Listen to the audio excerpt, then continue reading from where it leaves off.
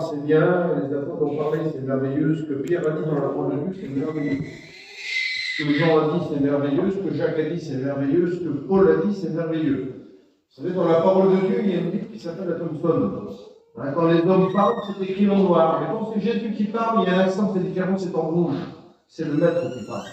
Et quand Jésus parle, il se passe toujours quelque chose. C'est souligné, ça veut dire qu'il faut faire attention, c'est Jésus qui parle, c'est le maître de la vie. Une fois, il a parlé, il a remis tous les éléments à sa place. Il a parlé, il a fait l'homme. Il a remplacé les étoiles dans le ciel, il a tout fait par sa parole. Parce que sa parole, elle est créatrice. Alors quand Jésus parle, il se passe toujours quelque chose. Quand on vient à la réunion, Jésus parle. Alléluia. Gloire à Dieu. Même qu'on prend l'exemple de Jean, l'exemple de Pierre, l'exemple de Paul, même qu'on prend les témoignages des frères et sœurs qui ont témoigné, et bien quand Jésus parle, il parle. Et quand il parle, il bouleverse les vies.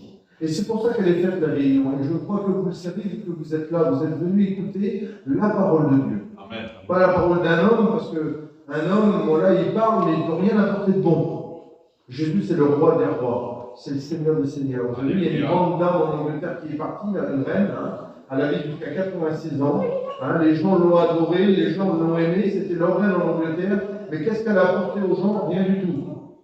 Elle est venue que pour soutirer de l'argent, elle a envoyé ses émissaires pour louer ses terres. Il fallait qu'il y ait un gain qui monte. Que Jésus, c'est le roi des rois, il possédait tout. Et il a donné sa vie en rançon pour nous. Il est dit dans la parole de Dieu qu'il s'est fait plus pauvre, plus bas que nous, pour que nous soyons riches. Il s'est dépouillé lui-même. Il s'est fait pauvre pour que ce soit, nous sommes riches en Dieu. Afin qu'on ait cette part dans le ciel, cet héritage que la parole de Dieu nous dit, qui ne peut pas se corrompre, qui ne peut pas se perdre, qui ne peut pas flétrir, elle ne perd pas cette couleur. C'est un héritage qui est sûr et certain. Quand on est fils de Dieu, eh bien, le ciel nous appartient. Amen. On a notre place dans le ciel. Et ça, tout s'entretient par des paroles comme ça. Parce que c'est important, la parole de Dieu. Vous savez, on vieillit, on a mal dans les jambes, on est fatigué, on devient paresseux, on n'a plus le zèle qu'on avait avant, on n'a plus la vigueur qu'on avait avant. Eh bien, il semblerait, je ne sais pas, mais dans mon cœur, je pensais à ça tout de suite, il semblerait que des fois, les réunions, on dirait que les gens vieillissent. Ils ont du mal à dire Amen. Ils ont du mal à se laisser bénir par Dieu. On dirait que ça devient une routine. Il faut faire très attention. Une fatigue spirituelle. Je vous dis ça pourquoi? Parce qu'on peut être touché d'un moment ou d'un autre par une fatigue spirituelle. C'est quoi une fatigue spirituelle? On vient à la réunion, on est fatigué. On vient à la réunion, on est découragé avant d'aller. On vient à la réunion, on n'arrive même plus à comprendre la parole de Dieu. On n'arrive plus à mettre les promesses en pratique. On n'attend plus les promesses. On est fatigué spirituel. Vous avez vu quelqu'un qui est fatigué? Qu'est-ce qu'il veut faire? Quand moi, je fais une grande journée de travail et je suis fatigué, je me donne un petit coin tranquille et dormir. Et c'est ce que beaucoup des fois chrétiens font. Ils dorment. Mais c'est l'heure de nous réveiller, mes frères et sœurs. C'est important. Gloire à Dieu. Je vous dis de la part du Seigneur, si tu dors toute la journée, merci Seigneur pour ton corps, il faut du repos. Pour ton cerveau, il faut du repos. Mais pour celui qui est dans ton cœur, il faut pas de repos. C'est Jésus qui est dans. Quand je fais la réunion, je vous dis de la part du Seigneur, moi je fais toute ma chance à la réunion. Amen. Toutes les pensées sont sur lui. Alléluia. Quand je suis dans le monde, les pensées nous captivent un petit peu par les problèmes, les difficultés. Vous avez vu l'horloge, là, on attend de sauver qu'elle passe, on rencontre, on regarde, on peut marquer sur un papier 96 quarts d'heure, combien de quarts d'heure qu'on a passé en communion avec le Seigneur Jésus, il n'en a pas beaucoup. S'il faudrait mettre chacun d'entre nous, là, prendre un petit tableau, et puis que Jésus passerait là, tiens, il a combien de quarts d'heure qu'il a pris pour moi? Je ne pourrais pas lui mentir, parce qu'il connaît ma vie, lui. Regarde, on a passé peut-être 5 minutes aujourd'hui. 96 quarts d'heure. 5 minutes, c'est beaucoup. Moi, j'ai passé des heures là. J'ai marché pendant 3 ans et demi parmi les hommes. Moi, j'étais dans la joie de mon Père, j'étais dans le ciel. Les gens, je me louais. J'étais dans des pavés d'or. Je ne sais pas, dans le ciel, je m'imagine de ce plus beau. Il dit, il a fallu que je descende, je me mets dans un corps, il a fallu que je sois temporé dans un corps pour que tu sois béni. Pour que je donne ma vie en fonction. Alors c'est pour ça que la réunion ce soir a une grande importance. Pourquoi? Parce que nous, le rôle du serviteur de Dieu, c'est de tenir l'Église en garde, la tenir en bonne santé. Alléluia. Nous, on est des bergers, simplement, voilà, de l'Église. Mais Jésus, c'est le berger de notre âme. C'est le gardien de notre âme, Jésus. Nous, on est des bergers, puis comme on voit que les petits troupeaux ils commencent à se fatiguer, on essaye de les emmener dans la pâture verte. C'est comme ça, on essaie de l'emmener au cas de l'eau fraîche. C'est ce qu'on veut faire. Nous, Dieu nous a donné le moyen avec la parole de Dieu. Parce que pourquoi on vit dans un siècle qui nous fatigue? On est dans un siècle qui nous énerve un petit peu, on n'a plus la patience. On n'arrive peut-être plus à se supporter les uns les autres. On n'arrive plus à se supporter nous-mêmes. C'est très dur, on est toujours agité, on est toujours énervé. Jacques dit, vous branchez de plusieurs manières. Et puis il dit, dans les derniers temps, dit Paul, il dit, ce sera des moments difficiles. Et Jésus, il a dit, faites attention, parce que pourquoi dans les derniers temps, vous aurez des tribulations, vous aurez des moments difficiles. Mais je vous ai averti, vous le savez, à nous de prendre garde, à nous de veiller et de ne pas dormir. Parce que la ruine, elle tombe comment sur un homme? C'est quand il dort. Jésus l'a dit, il y avait un grand champ, c'était merveilleux, il y avait du blé, le blé avait été semé, on s'attendait à avoir du blé poussé, et puis d'un seul coup, on a fait la constatation, il y a du livret qui s'est mélangé parmi le blé. Et puis un serviteur qui est venu devant Jésus, mais comment ça se fait, Seigneur? T'as bien jeté du blé, toi? C'était bien que du blé? Ben oui, c'était que du blé, mais il dit pendant qu'on dormait, l'ennemi, il est venu, il a semé le livret. Et l'ivraie, c'est pas bon. L'ivraie, c'est tout le contraire de la bénédiction. Et nous, ce soir, là, je vous dis de la part du Seigneur, on est là pour se encourager les uns les autres. Amen. On est là pour se tenir éveillés. C'est vrai que dans la parole de Dieu, Jésus leur a dit, vous avez pas pu veiller une heure dans ma présence. C'était dur, c'était difficile, c'était pas facile. Et il y a un texte qui dit, ils s'étaient fatigués, mais leurs yeux se tenaient éveillés. On est peut-être fatigués ce soir, mais nos yeux sont sur Jésus. Amen. Je vous dis de la part du Seigneur, parce que pourquoi? C'est le rémunérateur de ma foi. Quand je regarde à Jésus, quand je regarde le soleil dans le ciel, là, ça me réchauffe. Je prends des couleurs, je ne deviens pas pâle dans la figure, au contraire. J'ai mes os, il y a de la vitamine, il y a tout quand on regarde au soleil. Vous comprenez? Quand on regarde à Jésus, et là, on est béni. Aujourd'hui, celui qui n'appartient pas à Dieu, je vous dis de la part du Seigneur, je voudrais être pas maladroit dans mes mots, mais je ne voudrais pas non plus dire ce qui n'est pas. On est les malheureux de tous les hommes. Parce qu'on essaie de vivre par nos passions, par nos liens, par le petit jour que procure un petit peu, mais qu'est-ce que c'est? C'est pas grand-chose. Une petite journée de bonheur, 2 jours de bonheur, après c'est des problèmes, c'est des difficultés. Et en plus, il faut payer, ça coûte cher, parce que c'est ton âme qui paye. Et une fois que tu as donné ton âme au monde, là, la parole de Dieu nous dit qu'elle va pas dans un bon endroit. Avant que les jours est mort. Au lieu d'aller au ciel, elle descend. Alors que Jésus dit, celui qui vient à moi, si tu es fatigué et chargé, moi je te donnerai du repos. Là, ce qu'il nous donne, Jésus, déjà. Quand on vient à lui, il nous donne du repos. On peut décharger ses soucis sur lui. Notre fardeau, on peut le déposer sur lui. Et on trouve du repos et il nous laisse notre paix. Donc ça vaut le coup d'appartenir à Jésus. Ça vaut le coup ce soir de faire un bilan de ta vie, là, de dire combien de temps je vais marcher comme ça. Je suis venu à la réunion, parce que quand on vient à la réunion, on ne vient pas simplement, quand on vient chercher quelque chose.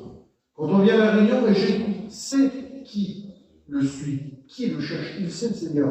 Et on va le voir dans la parole de Dieu. Et je vais vous lire un passage dans la parole du Seigneur, qui est très important à mes yeux, je vous dis de la parole du Seigneur. Voilà ce qu'il est dit, regardez, c'est l'auteur aux Hébreux qui nous dit ça.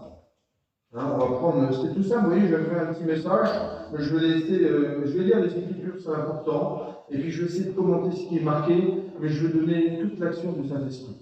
Mais pour que l'action du Saint-Esprit parle dans ton cœur, à toi, mon frère ou ma soeur qui est là, ou toi, mon ami, il faut ouvrir ton cœur. Parce que Dieu ne parle pas à celui qui a le cœur fermé. Il va peut-être passer à côté de toi, il va peut-être te bousculer.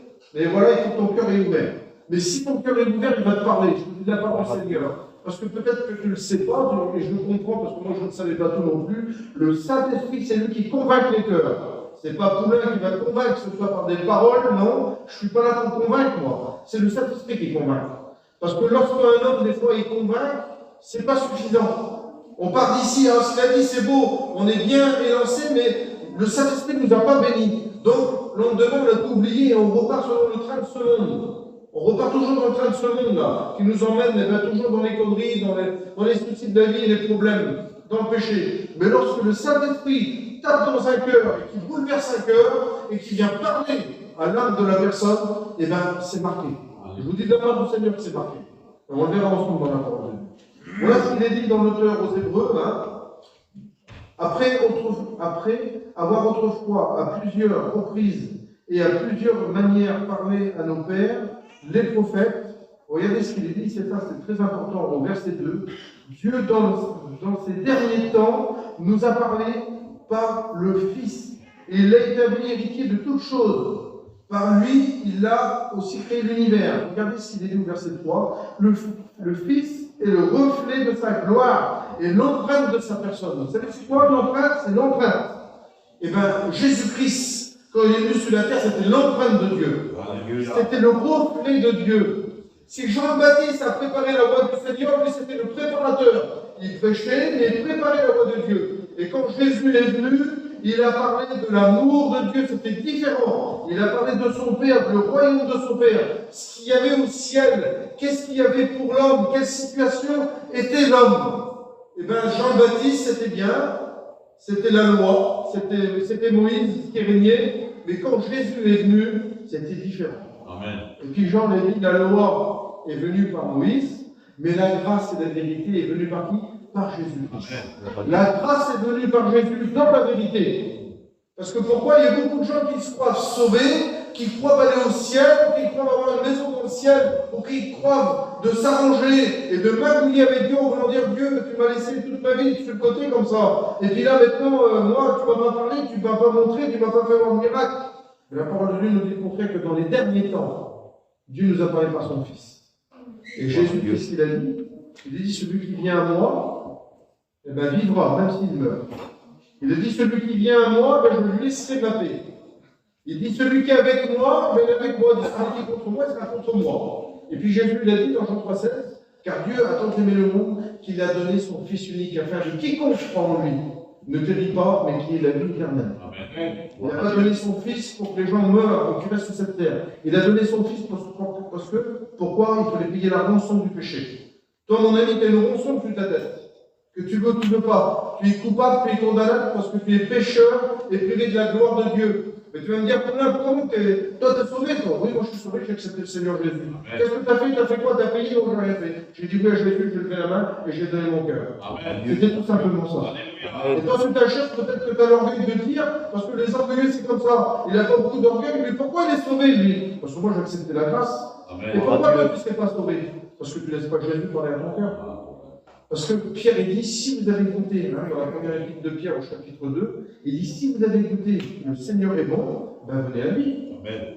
Il faut goûter avant. On ne peut pas dire que Jésus est bon si on n'a pas goûté. Quand on a goûté à Jésus, c'est bon, et bien excusez-moi, je vais à Jésus. Amen. Parce que c'est bon. Et l'homme, vous ne direz pas le contraire, il aime bien ce qui est bon. Ce qui est amer, on n'aime pas. On ne va pas dans une source amère. On va dans une source qui est bonne. Alléluia. Moi, je ne vais pas aller boire dans une source amère. Ça ne m'intéresse pas, je ne vais pas la boire. Je ne sais pas, moi j'ai une source qui est merveilleuse, une petite fontaine là, et je vais essayer de boire l'eau de la mer, je vais me tourner vers la source de la petite fontaine. Celle-ci, je peux la boire, elle va me désaspirer mon âme. Que la mer, elle est salée, c'est pas bon, je ne pourrais pas la boire, je vais mourir de soif. Et bien dans le monde, c'est comme ça. La mer, c'est représenter le monde, c'est représenter le jugement de Dieu. Et tout cela qui est dans le monde, c'est de la part du Seigneur. Il faut qu'il se tourne vers Dieu parce que Jésus, c'est la porte. C'est le chemin, la vérité et la vie. Toi qui n'es pas chrétien ce soir, il faut que tu prends la décision de suivre Jésus. Dieu, dans les derniers temps, nous a parlé par son Fils.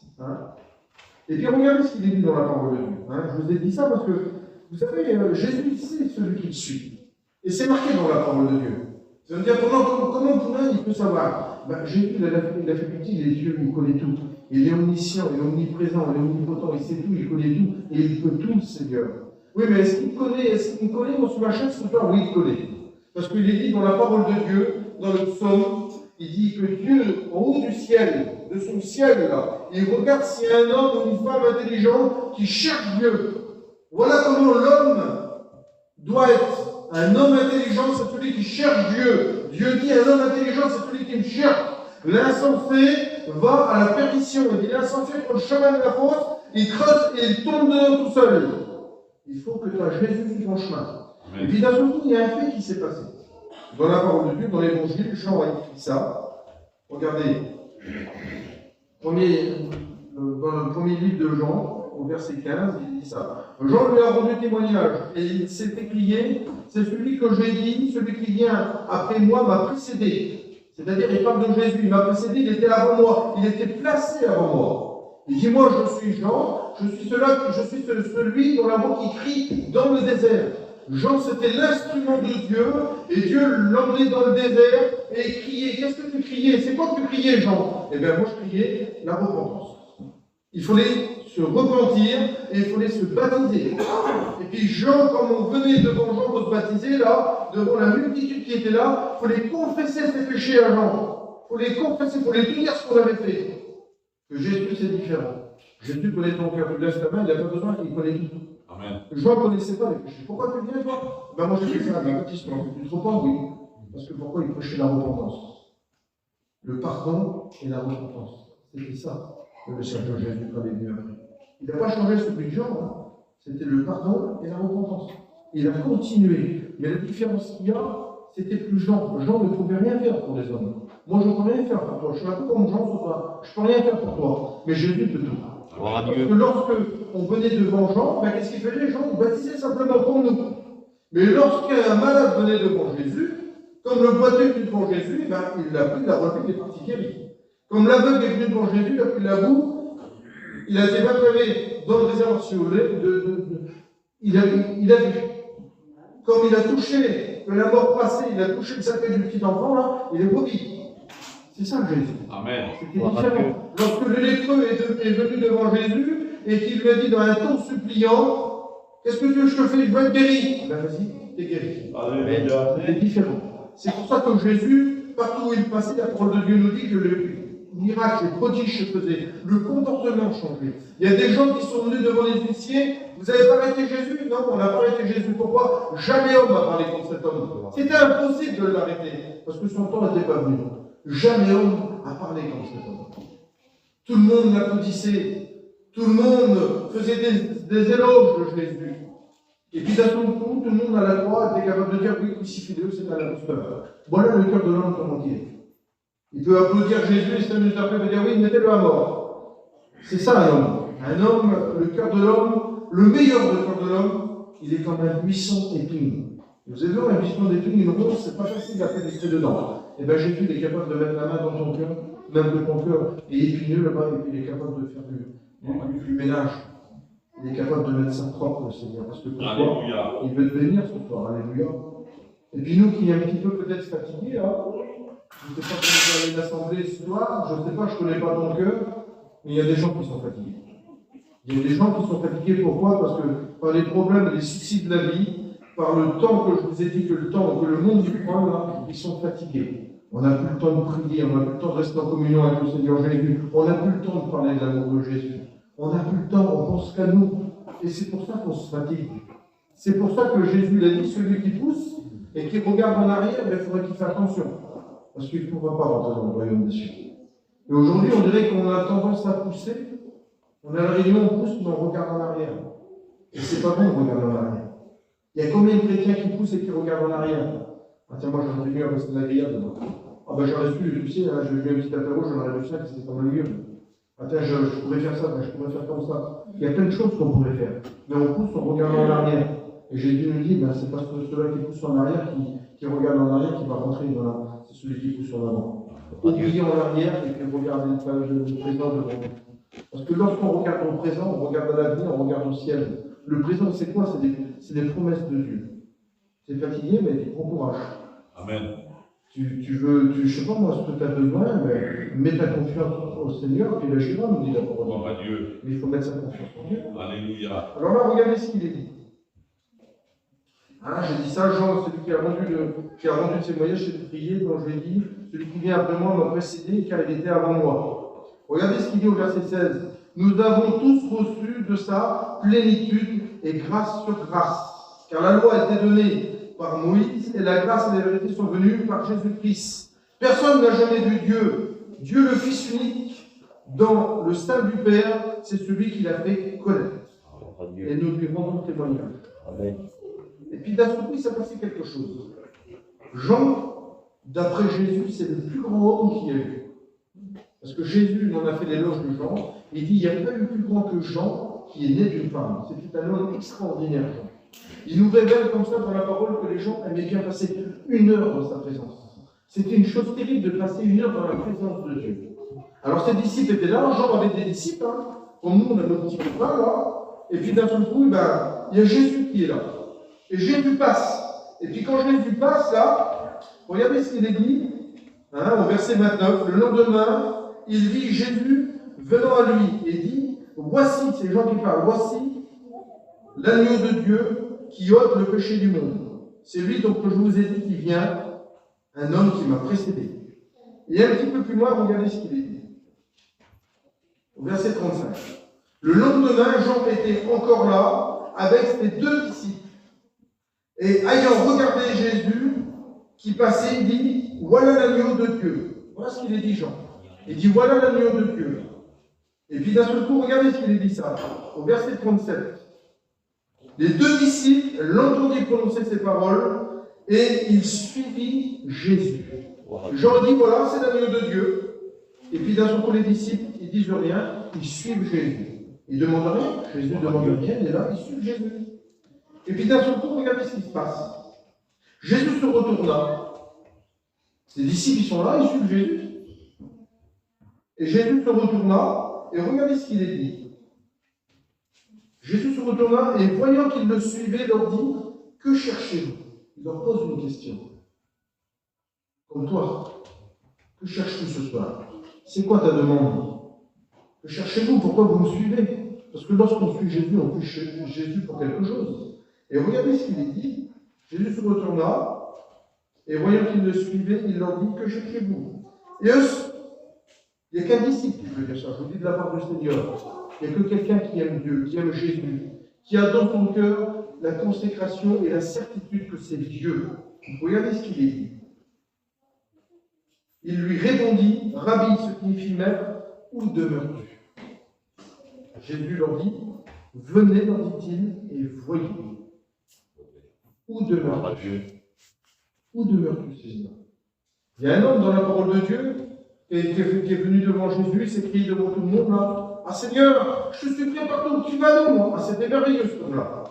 Et Jésus connaissait son cœur. C'était merveilleux, devant tout le monde, il a dit, ah, je suis là, Jésus, moi je vais te suivre. Hein. Tu vas aller au problème, tu vas aller à la croix, je vais te suivre. Devant les Romains, je vais te suivre. Même quand tu vas être persécuté, je vais te suivre, Seigneur. Et puis d'un seul coup, Jésus, il est sage, il connaissait son cœur, il va dire, toi, je sais ce que tu vas faire.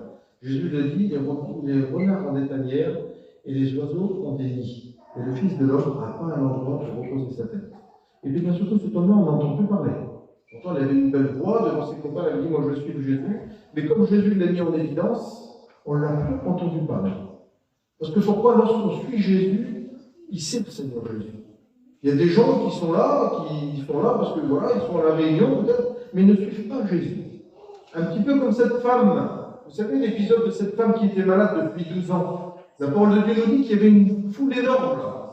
Alors on pressait Jésus, on touchait Jésus, on frôlait Jésus, on entendait parler Jésus. Mais il y avait une femme en particulier qui était là dans la foule là, elle c'était différent. Elle avait entendu parler de Jésus.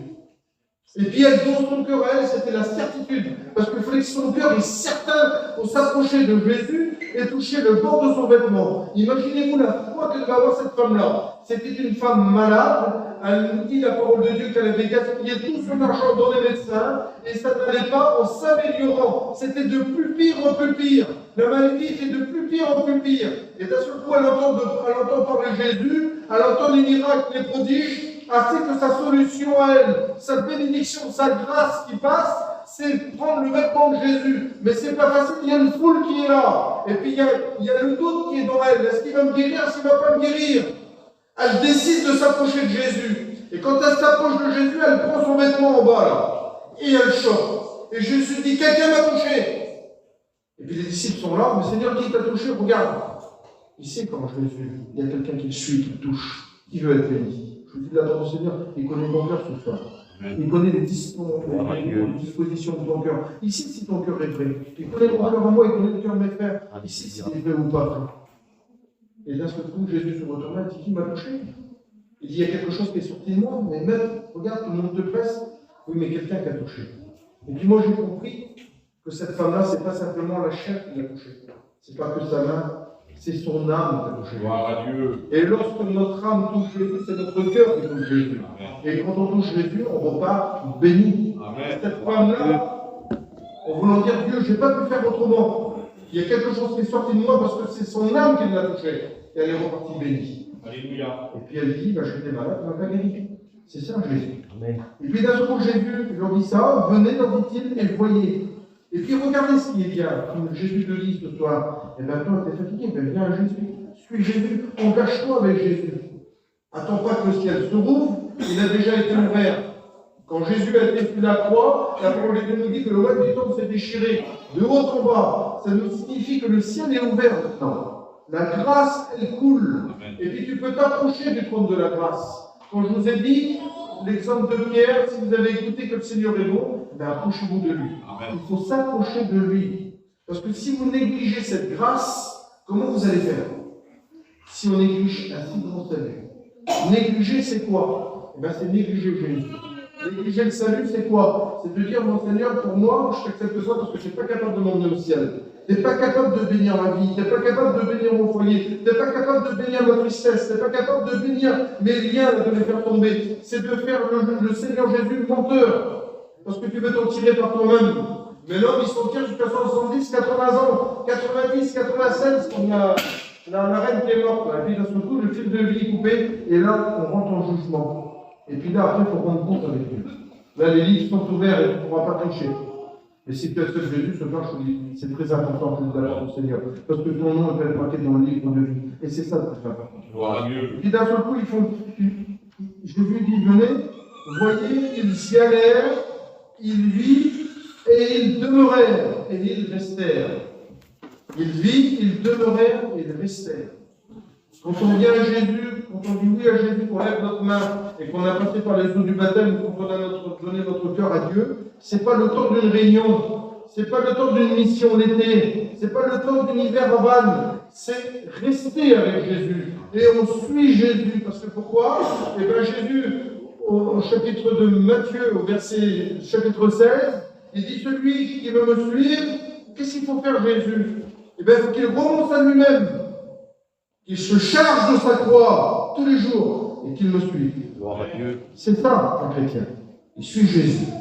Mais il ne suit pas n'importe comment. Quand on suit Jésus, quand on veut suivre Jésus, il y a un renoncement. Quel renoncement qu'on doit avoir? Eh bien, un renoncement à notre vie. Parce que dit Jésus, celui qui voudra sauver sa vie la perdra. Mais celui qui voudra la perdre à cause de moi, la retrouvera et il sera sauvé. Amen. Pourquoi qu'un chrétien doit renoncer?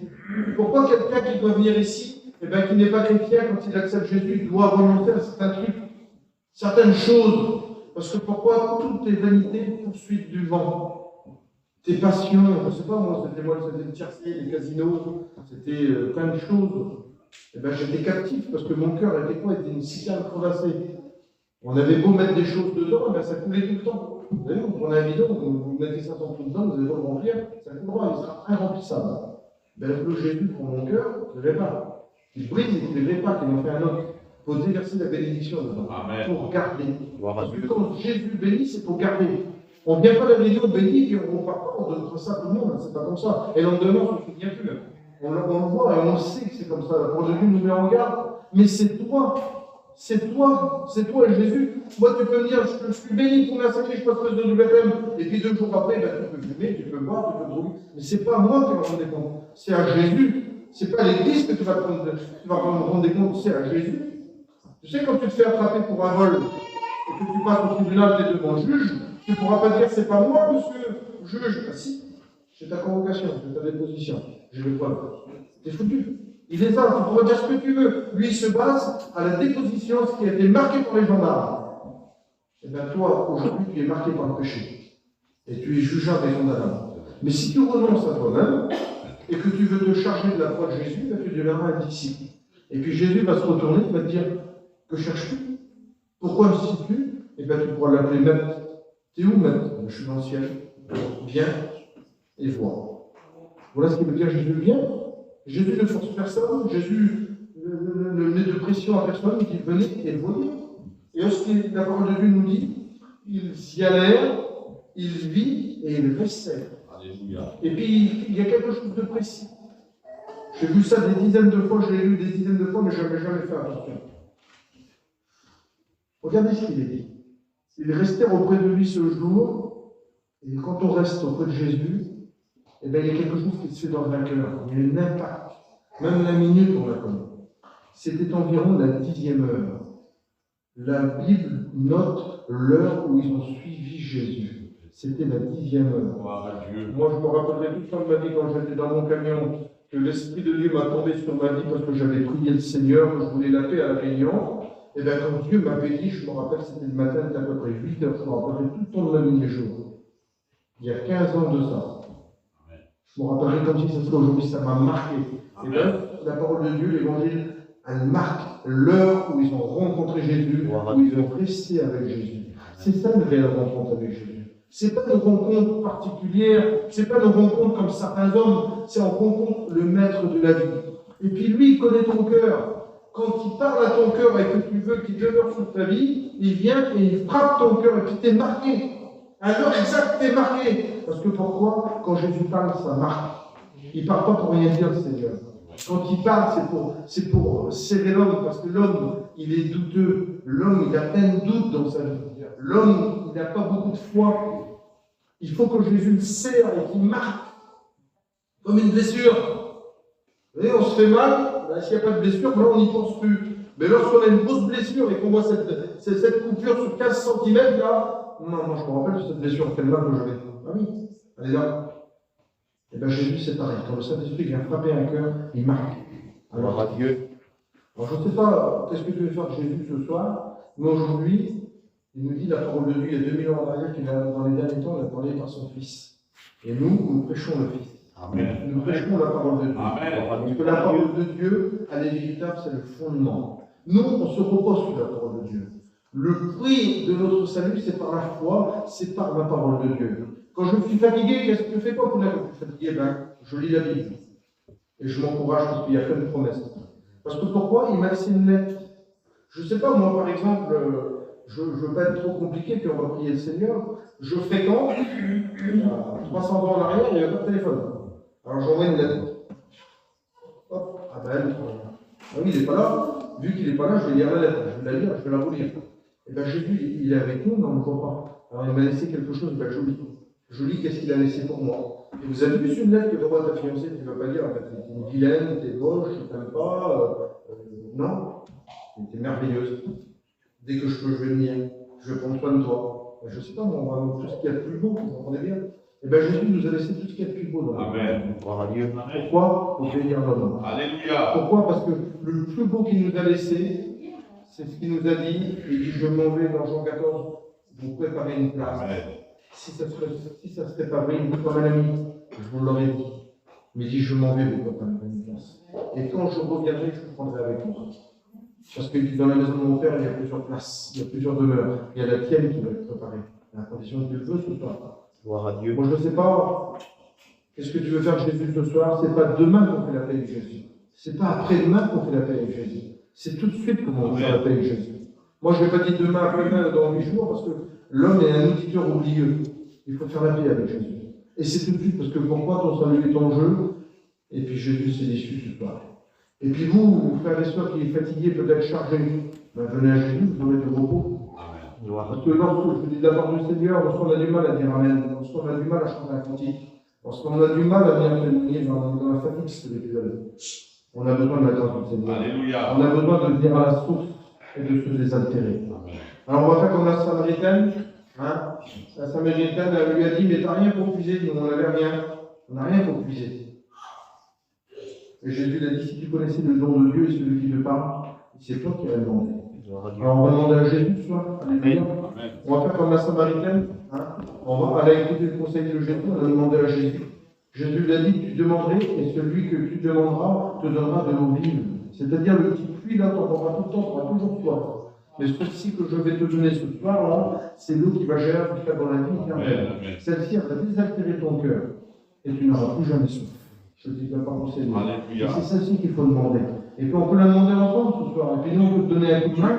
Parce que c'est pas facile de dire à Jésus, oui Seigneur, je veux donner mon cœur à Dieu. Je vous dis de la part du Seigneur, c'est pas facile. Alléluia. Parce que pourquoi tout de suite, tu as un combat sur ta chaise, et comment je vais faire si je deviens chrétien? Comment je vais faire pour arranger mes affaires? Comment je vais faire pour ceci? Comment je vais faire pour cela? Comment je vais faire? Comment je vais diriger ma vie?